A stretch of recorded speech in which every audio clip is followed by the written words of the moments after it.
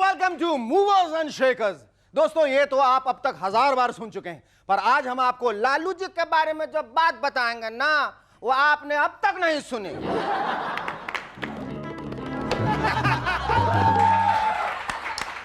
अरे ये तो कुछ भी नहीं है, जयललिता जी ने तो हद कर दी।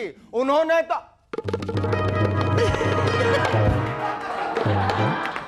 और सोनिया जी ने पवार जी को सबके सामने कहा था।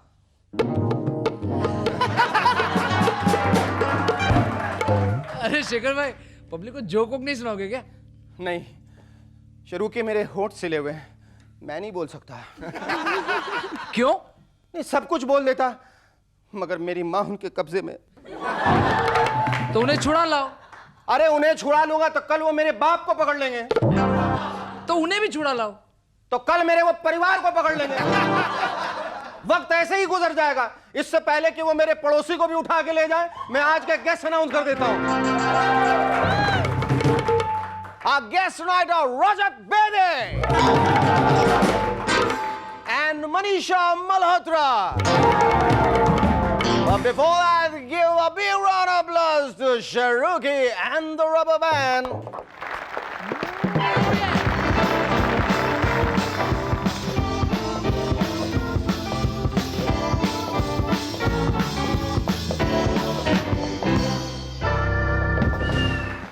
Welcome back to MNS once again. दोस्तों, पिछले दिनों जो ऑस्कर अवार्ड्स हुए, उसमें मुझे पता चला कि ऑस्कर एक मर्द है और हमारा अपना देसी फिल्म फेयर अवार्ड एक फीमेल है। मैं सोच रहा हूं, जस्ट अ वाइल्ड थॉट, कि अगर इन दोनों की शादी कर दी जाए तो उनके बच्चे का नाम क्या होगा? ऑस्फेयर अवार्ड।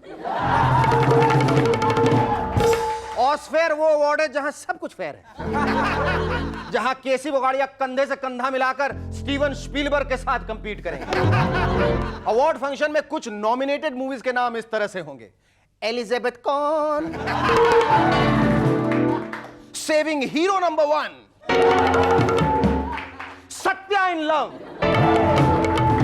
और शेक्सपियर को कुछ कुछ होता है। हाल ही में आसाम में 2 मेढकों की शादी की गई ताकि बारिश हो सके। कमाल है, हम सोच रहे थे कि 2 बादलों के मिलन से बारिश होती है, लेकिन नहीं, 2 मेढकों की शादी करवाने से बारिश होती है। तो इसका मतलब उनके हनीमून मनाने से आसमान से ओले गिरने लग जाएंगे, और 1 साल बाद जब उनका सेकंड हनीमून होगा तो बाढ़ आ जाएगी। और अगर ऐसे ही उनका मिलन और प्रेम मिलाप बढ़ता रहा तो हम सब यहां तैरते नजर आएंगे। सभी कहते हैं कि गठबंधन सरकार नहीं चलेगी, उनमें हमेशा घमासान युद्ध होगा। मैं तो कहता हूं गठबंधन में ही फायदा है। देखिए, पहला फायदा यह है कि आप अपनी गलतियों को दूसरी पार्टी के नेताओं पर बड़ी आसानी से थोप सकते हैं। दूसरा, आप किसी भी मुद्दे को सपोर्ट दे सकते हैं ताकि आपकी अलायंस पार्टी उसी मुद्दे का जमकर विरोध कर सकती है। इसी तरह आप टोटली कमिटेड होते हुए भी नॉन कमिटेड रह सकते हैं। एंड फाइनली, जब पार्लियामेंट में हाथापाई हो तो आप अपने अलायंस पार्टनर को ढाल बनाकर दूसरे हाथ से ऑपोजिशन पर खुद माइक फेंक सकते हैं। इस तरह से आप खुद इंजर्ड नहीं होते हुए ऑपोजिशन को इंजर कर सकते हैं।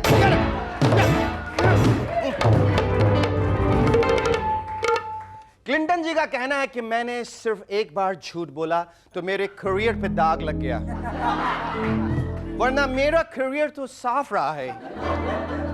लगा करियर में दाग छुपाऊं कैसे, लगा करियर में दाग, करियर में दाग छुपाऊं कैसे, घर जाऊं कैसे। क्लिंटन जी, आप घर कैसे जाएंगे, क्योंकि घर में हिलरी जी जो है। वैसे क्लिंटन जी, ये अच्छा हुआ आपके करियर पर सिर्फ दाग लगा, किसी की नजर तो नहीं लगी। वैसे आजकल मिस्टर बिल क्लिंटन पर्सनल सवाल का जवाब नहीं देते ना। उनसे पूछा कि mister Clinton, how is America doing, तो यूं थम्स अप करके कहते हैं, ग्रेट पार्टनर। मिस्टर क्लिंटन, आपने खाना खा लिया, तो कहते हैं, आस्क माय लॉयर। पर्सनल सवाल है ना। और यहां मोनिका लुइंस्की की पॉपुलैरिटी इस कदर बढ़ रही है कि ऑक्सफोर्ड के कुछ स्टूडेंट्स ने उन्हें यूएसए की सेकंड लेडी का खिताब दे दिया। Second lady? हो, यानी कि अमेरिका के वाइस प्रेसिडेंट अल गोर आप भी। रशिया वालों ने पिछले दिनों मोनिका लुइंस्की से कहा वोडरोस्की चुडवोस्की बिल की, यानी व्हाइट हाउस जाओ और बिल की छुट्टी कर दो। और यह कमांड दिया ज़ोरोनॉस्की नाम के व्यक्ति ने। ज़ोरोनॉस्की, ग्रोटोस्की, लुइंस्की। मुझे तो लगता है कि मोनिका लुइंस्की जरूर एक रशियन स्पाई है। देखिए ना, ज़ोरोनॉस्की, ग्रोटोस्की, स्टॉन्सलोवस्की, दोस्तोवस्की, लुइंस्की हैं और शरूकी।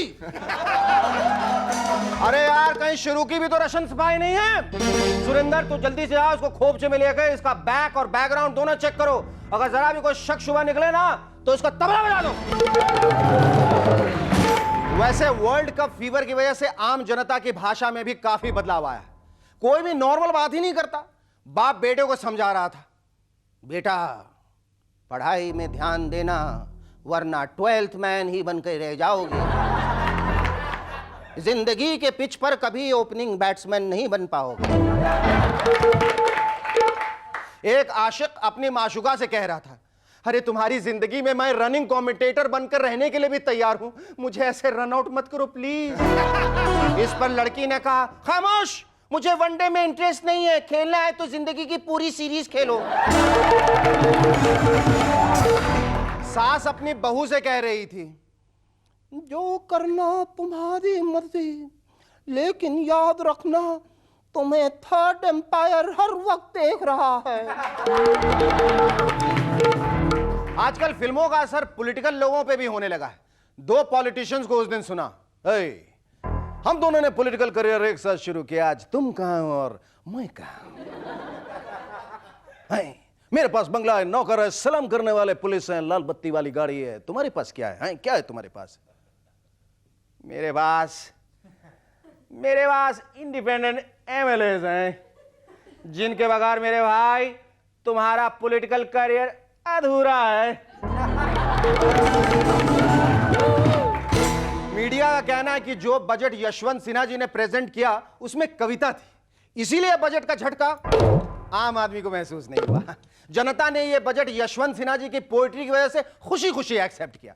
कविता कुछ इस तरह से थी, फिल्म इंडस्ट्री को देखा है दिल से, इस बजट के बाद आप नहीं कहेंगे फिर से हम आपके हैं कौन। वाह वाह वाह, क्या कविता लिखी है सिन्हा साहब आपने, वाह, मान गए।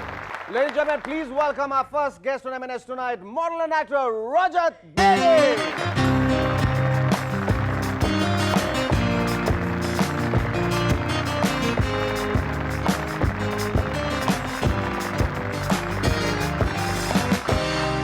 Thanks for coming on our show, and Rajat, let me congratulate you. You just had a brand new release, International Khiladi, and I believe it's doing very well. Yeah, it's got a fabulous opening, and I cross my fingers. अच्छा, ये क्या वजह है कि knowingly, unknowingly और unwittingly तुम controversy से कहीं जाके भिड़ जाते हो, उलझ जाते हो?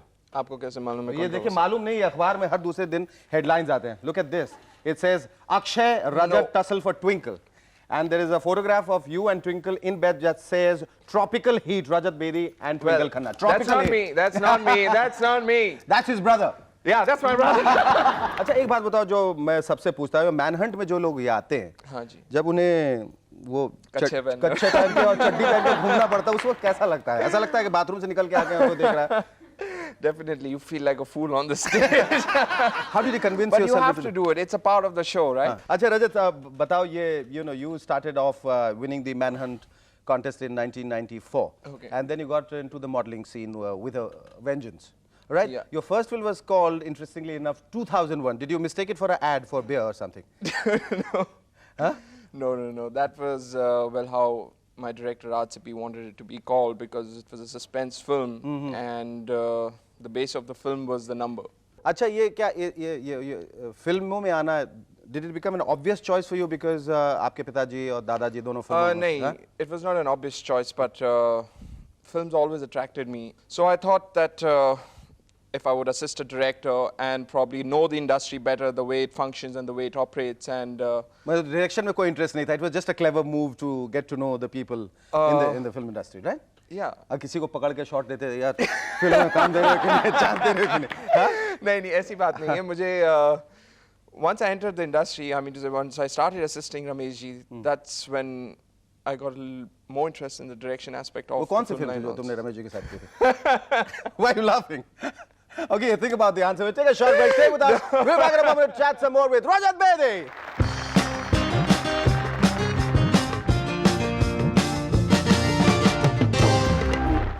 Hello and welcome back to MNS once again. Rajat, तुम्हें फिल्म का नाम याद है?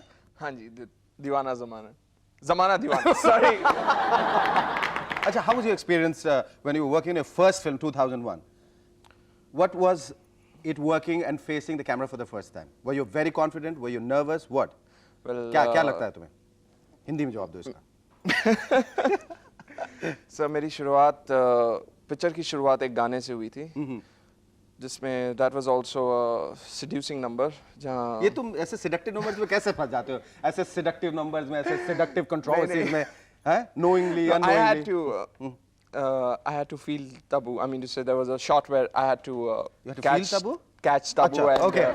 Acha, I never knew. I'm going to I join had films to again. catch taboo. Okay, and catch taboo. well, I was very extremely nervous, and she was very helpful. With international career, you like pitted against Twinkle and also Akshay. Yes. How did you prepare yourself for the competition? क्या लगा तुम्हें दो बड़े star एक बार फिर से तुम्हारे सामने थे and you have to prove your mettle. Yeah.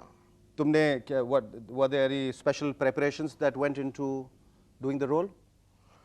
Well, this time I was naturally I was a little more experienced. My first movie was over, and I've been doing a lot of modeling, and I did a lot of shows and stuff like that, fashion shows, and all. So I was a little much more confident than what I was in the earlier film. So it was. इसमें किस किस्म का role है तुम्हारा international खिलाड़ी में? इसमें I would say it's a love triangle, और ये खिलाड़ियों का खिलाड़ी या सबसे बड़ा खिलाड़ी जैसी पिक्चर नहीं है. It is the same setup. Umesh ji, Keshuram से, But it's different. and yeah, but it's It's different. different, Yeah, yes. it's not the same It's not fighting the same, and yeah. this that. It is. इस बार मतलब आदमियों से नहीं औरतों से लड़ते हो. नहीं मगर औरतें तो हैं ही. पर पहलवान जो है वो सब औरतें हैं ना? हाँ जी, इस बार पहलवान. तुम किसी पहलवान औरत से लड़े तुम? हाँ जी, थोड़ा बहुत. हाँ, तो तुम्हारा सारा एक्सपीरियंस जो फिल्मों का था इस वक्त काम आया? बहुत काम है. हाँ, इस वक्त कहने की जरूरत नहीं पड़ी कैसे पकड़ना है, कैसे छूना है, कैसे फील करना है, उठा के पटक दिया सीधा. सीधा पटकना है. तुम्हारे आइडल्स कौन से हैं? कौन से हैं? सर मेरा फेवरेट एक्टर चीची है. चीची है. हाँ जी सर, मेरा फेवरेट एक्टर चीची है, and I really admire him and I love his performances. Are you doing any film with him? Maybe. I'm just नहीं, keeping अब my करोगे? fingers. अब करूँगा. अब करोगे because he is so good and you're saying that he is so good. Definitely, I think. Here's wishing you all the best. Thank you, sir. Rajat, we love you talking to you. Our second guest on MNS tonight is one of India's top 5 women's tennis players. Ladies and gentlemen, please welcome Manisha Malhotra.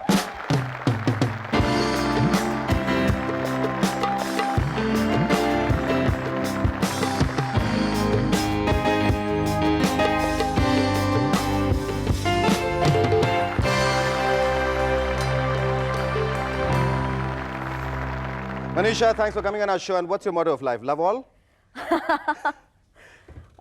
Yeah, I guess. ये बताओ कि तुम हिंदुस्तान में पैदा हुई, हिंदुस्तान में पढ़ी लिखी बड़ी हुई, तो तुम अमेरिका क्यों भाग गई? क्योंकि there's a lot more opportunity over there. India में उतना support नहीं मिलता है. And plus I went there to play at a tennis academy, the Bollettieri Tennis Academy. निक बॉलेटरी की एकेडमी में गई, जबकि यहाँ पर विजय अमृतराज जी का की अपनी एकेडमी है मद्रास में, वो भी तो अच्छी एकेडमी है, उसे छोड़ के वहाँ क्यों चली गई? मगर विजय अमृतराज की एकेडमी सिर्फ लड़कों के लिए है. सिर्फ लड़कों के लिए? हाँ. ये Girls can't go there. So they only take boys. अच्छा, वहाँ जाके आप जो बड़े दूसरे फेमस प्लेयर्स हैं, एंड्रे एगसी हैं, मोनिका सेलिस हैं वगैरह, इन लोगों से मुलाकात हुई? हाँ. जिम कुरियर वगैरह से? I used to practice with Kornikova. Kornikova, bro. She's a hot favorite. Everyone's hot favorite. Yeah, they used to be watching her play, not me. Not play rather. But हाँ, सबसे मुलाकात हुई. Agassi थे, Courier थे, Sampras भी थे. It was a great environment for tennis. जब national tournaments खेलते हैं, चैंपियनशिप, तो उस समय माइंडसेट क्या रहता है? बहुत nervous. बहुत नर्वस? इंडिया में बहुत pressure है. I mean, being lived in America and stuff, people are always watching when I come down and improve हुई है कि नहीं, कैसे खेलती है. So I थोड़ा और nervous होता है, मगर I managed to do pretty well. लेकिन वहां रह के तुम यहाँ आकर कैसे इंडियन नेशनल चैंपियनशिप टूर्नामेंट्स वगैरह में पार्टिसिपेट कर लेती हो? नहीं, I'm an Indian citizen. तो दोनों तरफ का मजा तो तुम ले रहे हो, मतलब ये गलत बात है। या तो तुम यूएस में खेलो या हिंदुस्तान में खेलो, या यहाँ का नाम रोशन करो वहाँ का।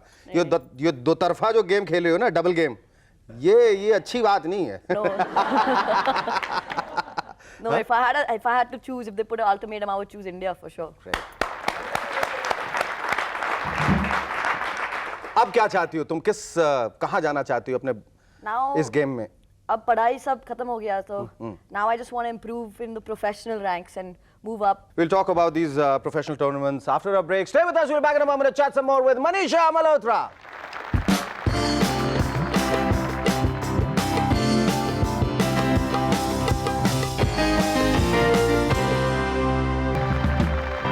Hello and welcome back to MNS once again.